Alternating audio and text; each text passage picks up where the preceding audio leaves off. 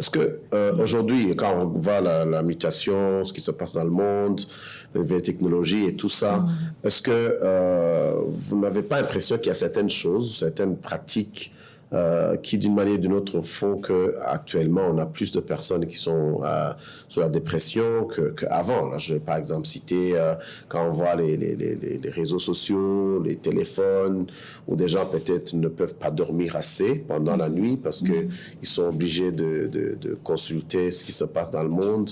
Est-ce que pour ce genre de choses, quand quelqu'un vous approche et que vous vous rendez compte qu'il ne dort pas pendant 7 heures par jour, juste comme ça. Mais quand vous vous rendez compte, vous allez vous rendre compte qu'il passe du temps à regarder la télé, à regarder des films, ou à être sur des réseaux sociaux et tout ça. Nous avons tous tendance à utiliser les téléphones au moment du coucher.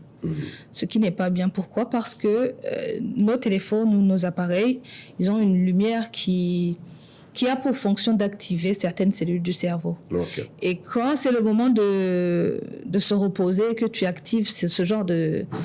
Il y a des informations que tu envoies dans le cerveau. Ce que tu écoutes ou ce que tu regardes, ça va donner du travail supplémentaire au cerveau qui était censé se reposer et qui va, cette fois-ci, avoir des informations à traiter. Tu peux fermer les yeux parce que le corps est fatigué, mais le cerveau restera en marche. Okay. C'est là où la personne va se retrouver au réveil le matin, alors qu'elle a dormi peut-être 6 ou 7 heures, qu'elle se retrouve le matin à sentir une fatigue qui n'est pas expliquée, qu'on ne peut pas expliquer. La personne va te dire, j'ai dormi plus que d'habitude d'ailleurs, mais je me sens encore fatiguée. C'est parce que le cerveau, lui, il ne s'est pas reposé du tout.